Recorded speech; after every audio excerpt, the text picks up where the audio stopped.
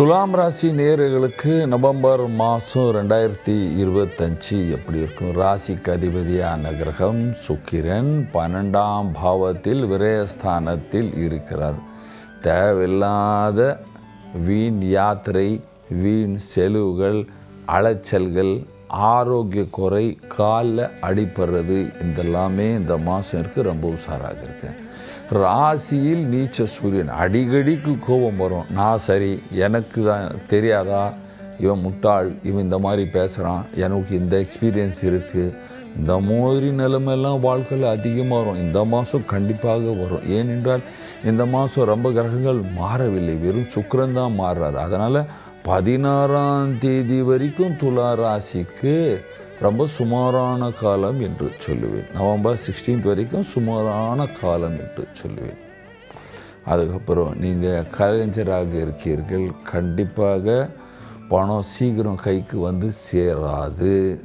அரசியல்வாதிகளுக்கு அலைச்சல்கள் தான் ஓவர், விவாதம் தான். 6ல் சனி இருக்கார், விரோதிகள் குறைவார்கள்.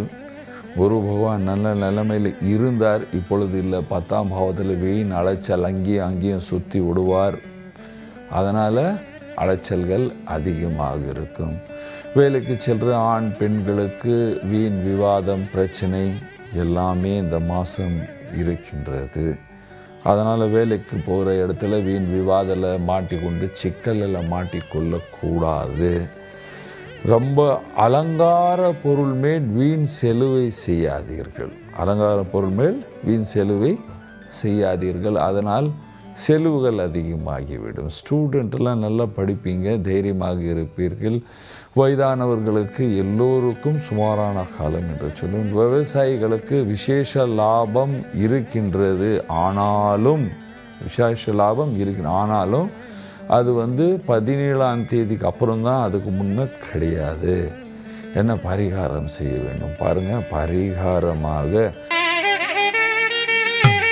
பரிகாரம் சுக்கிரன் ராசியாதிபதி 12ஆம் பாவத்தில் இருக்கும் பொழுது உங்கள் குலதெய்வம் என்று சொல்லுவோம் இல்லையா, குலதேவி, தெய்வத்துடைய மனைவியாக இருக்கலாம், உங்கள் குலதேவி துர்கை இருக்கலாம், மகாலட்சுமி இருக்கலாம், சரஸ்வதி இருக்கலாம். அந்த அம்மாவை கும்பிடுங்க.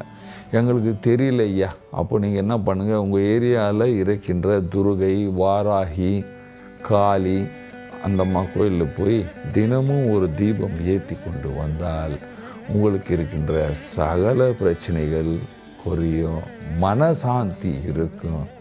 அந்த தீபம் உங்கள் வாழ்க்கையில் இருக்கின்ற சகல பிரச்சனையை எரிச்சி விடும். இந்த தீபத்தை ஏற்றி கொண்டு வந்தால் நீங்கள் எல்லோரும் சந்தோஷமாக சுகமாக வாழ்வீர்கள். நன்றி, வணக்கம்.